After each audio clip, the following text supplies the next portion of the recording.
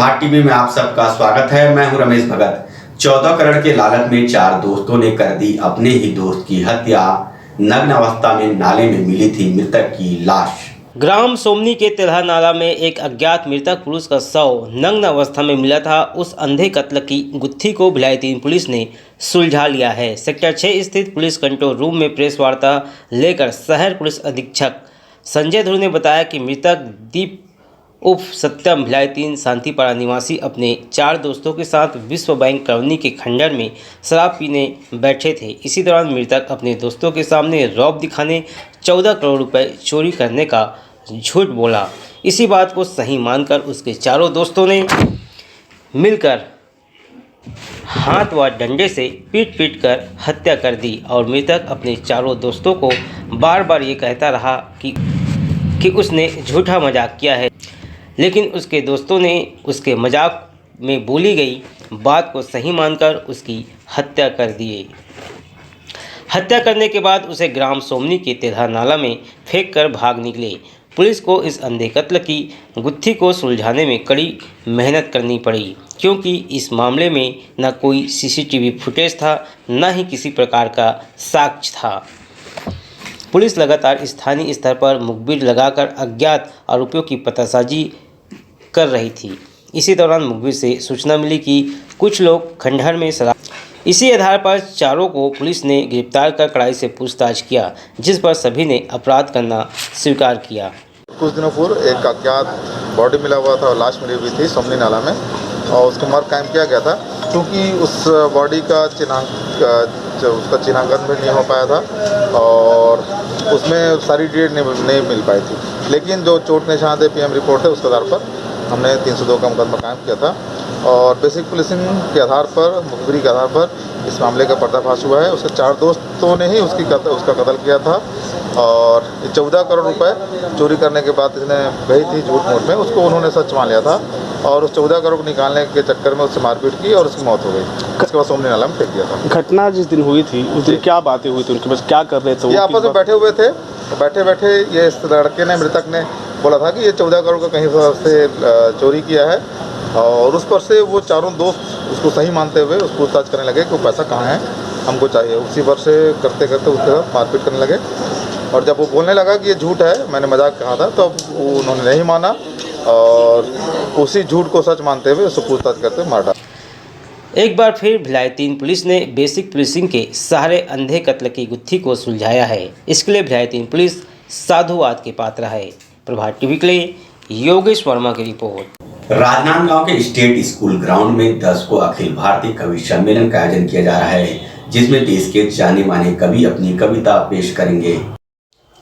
राष्ट्रीय उत्सव समिति के बैनर तले स्टेट स्कूल ग्राउंड में 10 नवंबर को अखिल भारतीय कवि सम्मेलन वाह राजनांदगांव का आयोजन किया जा रहा है। सम्मेलन में डॉक्टर कुमार सहित देश के प्रख्यात कवि शिरकत करेंगे। सम्मेलन में मुख्यमंत्री भूपेश बघेल के भी आने की खबर मिली है।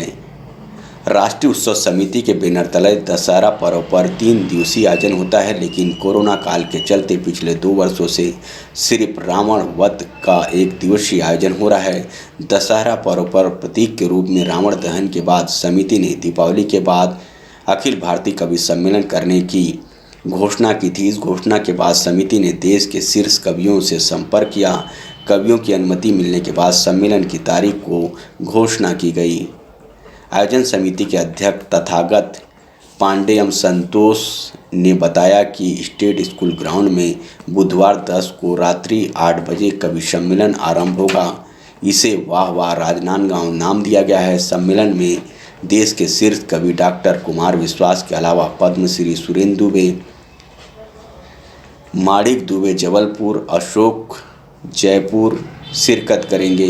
राष्ट्रीय उत्सव समिति द्वारा पिछले 25 वर्षों से इस आयोजन को किया जा रहा था। समिति के प्रत्येक सदस्यों का इसमें सहयोग और आशीर्वाद हमेशा से रहा है।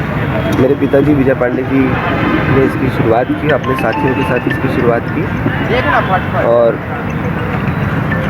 उसके बाद हमने इस कार्यक्रम को आगे बढ़ाने का प्रयास किया है।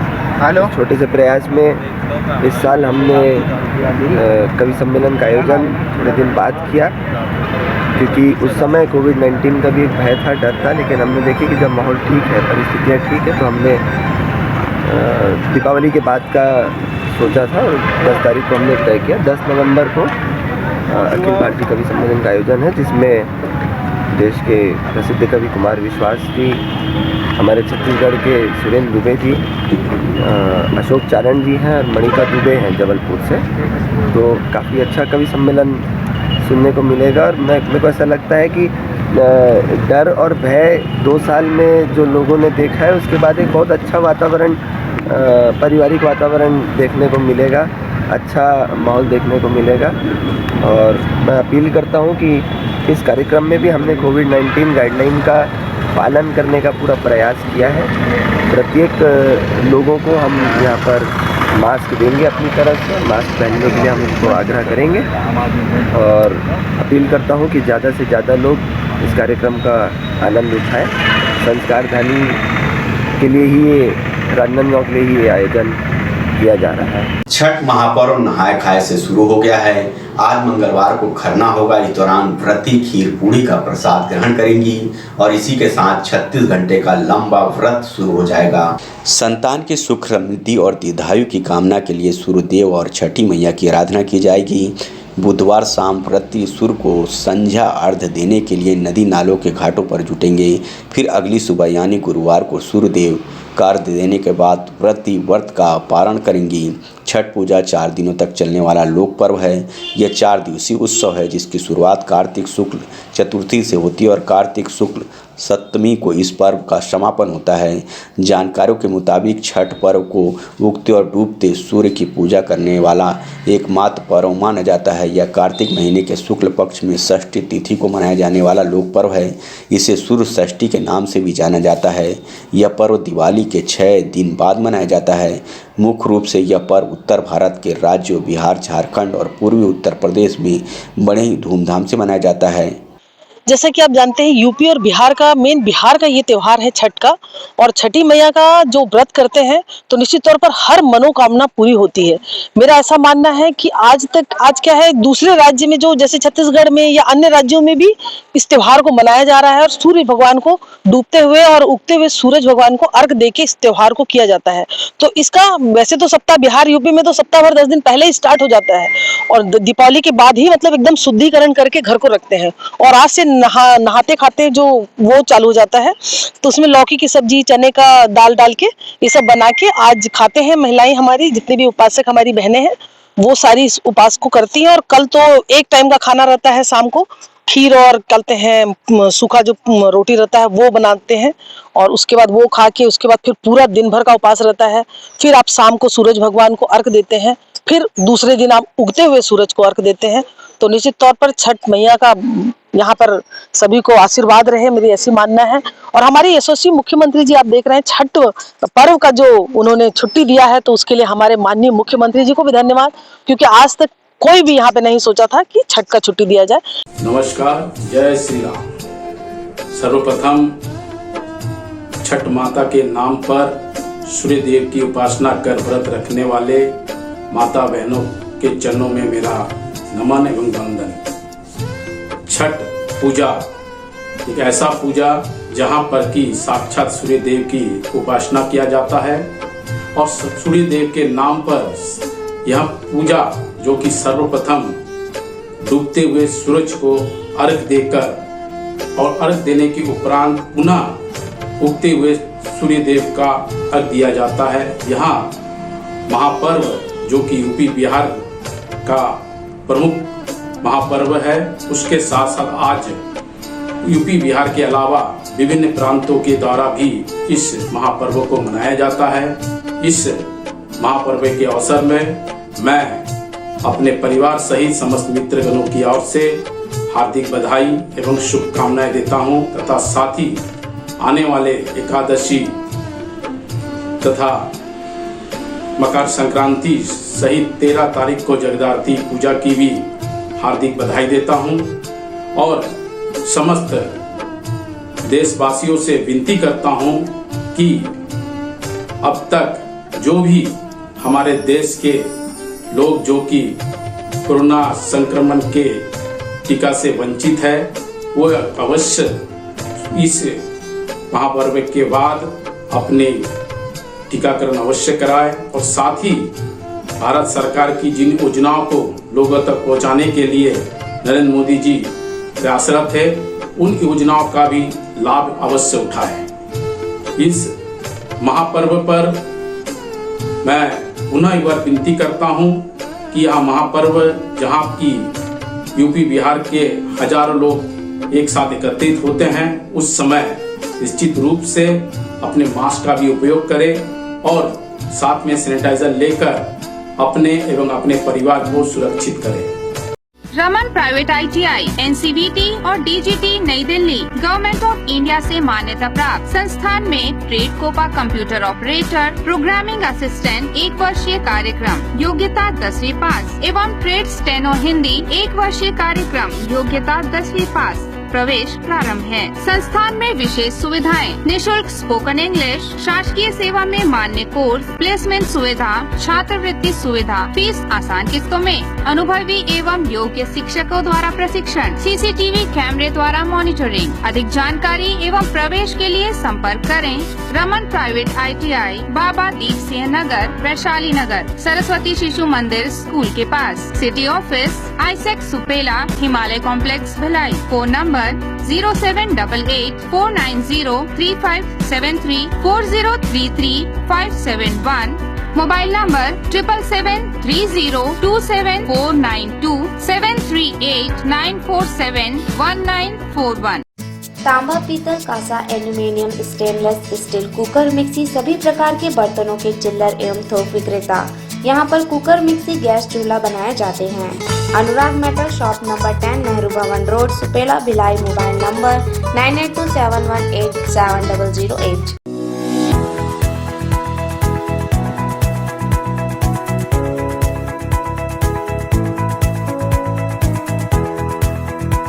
भिलाई शहर और यहाँ पर रहने वालों का खासा महत्व है। उसी को ध्यान में रखते हुए भिलाई नगर को जिला साहू संघ का पूर्ण दर्जा देते हुए हरिद्वार का साहू को जिला साहू संघ का अध्यक्ष बनाया गया है। प्रेस वार्ता में जल्द ही बाकी पदों में जिम्मेदारी सौंपने की जानकारी भी हरिद्वार का साहू ने दी है। राजनीतिक दल ही नहीं, सामाजिक संगठन भी भिलाई को संगठनात्मक जिला का दर्जा देना शुरू कर दिया है। यही कारण है कि 29 अक्टूबर को साहू समाज के छत्तीसगढ़ प्रदेश संघ द्वारा भिलाई को जिला का दर्जा देते हुए भिलाई का महत्व बढ़ाया है और बाकायदा अध्यक्ष की भी नियुक्ति की गई है। जिला साहू संघ का दर्जा मिलने के बाद समाज से जुड़े लोगों ने इस खुशी को मीडिया के सामने प्रेस वार्ता लेकर साझा किया। उनका कहना है कि लंबे समय से मांग थी कि भिलाई को जिला का दर्जा मिलना चाहिए और प्रदेश अध्यक्ष अर्जुन हिरवानी ने भिलाई साहू समाज के लोगों की भावनाओं का सम्मान करते हुए 29 अक्टूबर को जिला साहू संघ का दर्जा दिया है। जिला साहू संघ का अध्यक्ष बनने पर हरिद्वारिका साहू ने कहा कि जल्द ही कार्यकारिणी का विस्तार किया जाएगा और हर तहसील से प्रतिनिधित्व दिए जाने की जानकारी भी मीडिया को दी। बहुत खुशी की बात है कि मेरे कार्यकाल में मैं विधिवत मांग किया प्रदेश साहू संघ को कि जिला साहू संघ का दर्जा भिलाई को दिया जाए और पिछले 1 साल से मैं इसमें प्रयत्नशील था और हमारे पदाधिकारी सतत संपर्क में थे प्रदेश अध्यक्ष और जिला साहू संघ से, जिसके कारण प्रदेश अध्यक्ष जी अपने एजेंडा में, अपने कार्यकारिणी के एजेंडा में लेकर भिलाई नगर को जिला साहू संघ का दर्जा प्रदान किए हैं। मैं उनको बहुत बहुत हार्दिक धन्यवाद ज्ञापन कर रहा हूँ भिलाई नगर की। जरूरत पड़ी इसकी क्योंकि समाज के विकास में और निरंतर प्रकृति का एक नियम है आगे बढ़ने का और जनसंख्या के हिसाब से भी भिलाई बहुत आगे बढ़ चुका है, जिसमें पहले 1 नगर निगम था, अब 3 नगर निगम इसके अंतर्गत आ गए हैं और चामुल नगर परिषद बन गया है। तो वो उस हिसाब से देखेंगे तो जनसंख्या बहुत काफ़ी बढ़ चुका है और लोगों को अपेक्षा भी रहता है पब्लिक का कि जिला का दर्जा मिले, तो उसका प्रयास हम लोग किए हैं। कब तक विस्तार होगा आपकी कार्यकारिणी का? कार्यकारिणी विस्तार अब अतिशीघ्र करना है, क्योंकि अभी मुझे नई नियुक्ति मिली है और मैं अतिशीघ्र सभी तहसीलों को अध्यक्षों से बैठकर और उनसे अभिमत लेकर फिर अपने कार्यकारिणी का विस्तार करूंगा और सभी तहसीलों से उनको प्रतिनिधित्व प्रदान करूंगा। गौरतलब है कि साहू समाज की बहुलता भी भिलाई क्षेत्र में ज़्यादा होने के साथ यहाँ के लोगों की सक्रियता हर कार्यक्रम में रहती थी, जिला का दर्जा मिल जाने से हर मामले में समाज के लोगों को लाभ ही मिलेगा। प्रभात टीवी के लिए रमेश भगत की रिपोर्ट। जिला समस्या निवारण शिविर का आयोजन कर लोगों की समस्या का समाधान भी दौरान किया गया। कलेक्टर दीपक सोनी ने कहा कि हमारा उद्देश्य है कि दुर्गम क्षेत्रों को विकास कार्यों से जोड़ा जाए।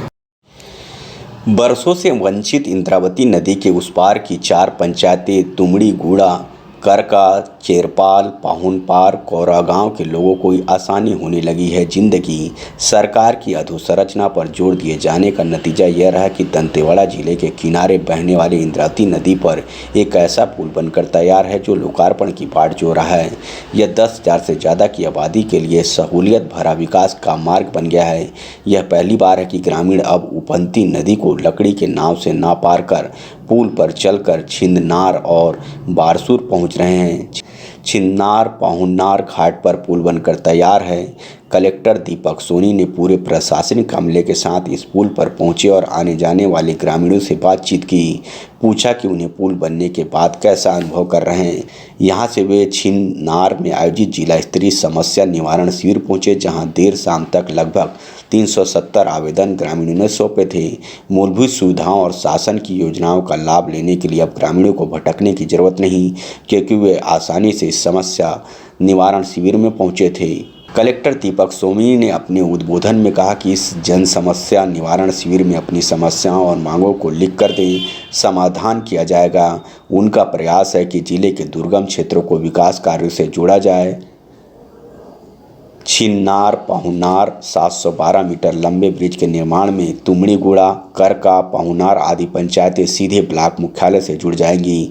ब्रिज बनने से ग्रामीण कभी भी छिन्नार बारसूर आ सकते हैं। यह ग्रामीणों के सहयोग से ही हो पाया है। उन्होंने इस क्षेत्र में पूर्व में आयोजित जन समस्या निवारण शिविर में आंकड़ों के माध्यम से जानकारी दी कि छिन्नार में आयोजित जिला स्तरीय जन समस्या निवारण शिविर में देर शाम तक 370 आवेदन प्राप्त किए गए, जिसमें अधिकांश का स्थल पर ही निराकरण किया गया। दंतेवाड़ा जिले में आज जिला स्तरीय जन समस्या निवारण शिविर का आगाज़ किया गया है, जिसमें कि छिंदनार पंचायत में ये शुरुआत की गई है। माननीय मुख्यमंत्री जी के निर्देशानुसार गांव-गांव तक प्रशासन पहुंचे और लोगों के अपने द्वार पर ही सभी विकास की सुविधाएं मिले, इसके लिए शुरुआत की गई है। और छिंदनार से पाहुनार 712 मीटर का हमारा ब्रिज है, वो अब पूर्ण हो चुका है और शीघ्र ही उसका माननीय मुख्यमंत्री जी के कर कमलों द्वारा लोकार्पण होगा।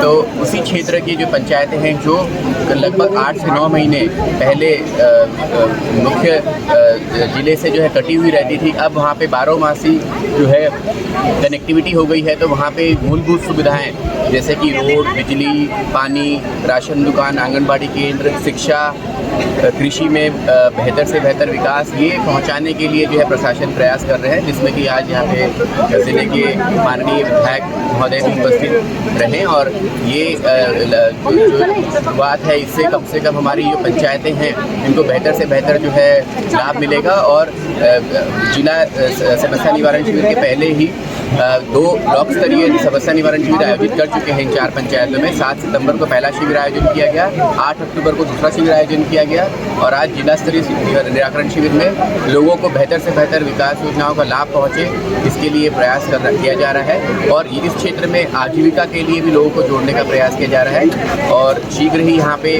जो है ग्राम स्वरोजगार केंद्र, गारमेंट फैक्ट्री, ये सब की भी जो है शुरुआत लोगों के लिए की जाएगी। रामनगर मुक्ति धाम में भिलाई निगम लगवा रही है सौदाह के लिए इलेक्ट्रॉनिक मशीन, जल्द मिलेगा शहर वासियों को लाभ। भिलाई नगर निगम रामनगर मुक्तिधाम में 45 लाख रुपए के लागत से शहरवासियों के लिए अंतिम संस्कार के लिए 14 इलेक्ट्रॉनिक मशीन लगवा रही है। इस मशीन के लगने से अब शहरवासियों को इसका लाभ मिलेगा। निगम पर्यावरण संरक्षण को ध्यान में रखकर कार्य कर रही है। अंतिम संस्कार में लगने वाले समय की बचत होगी, प्रदूषण से भी मुक्ति मिलेगी, जिसकी जानकारी प्रवीण सारवा ने प्रभात टीवी को दी। रामनगर मुक्तिधाम में एक नई व्यवस्था के तहत में जो शवदाह होते हैं, उसके शव के जो अंतिम कार्य होते हैं, उसके लिए इलेक्ट्रॉनिक मशीन स्थापित किए जाने का काम प्रारंभ किया जा रहा है। और लगभग जो है 45 लाख की लागत से यह मशीन का इंस्टॉलेशन कार्य अभी जो है प्रगति पर है।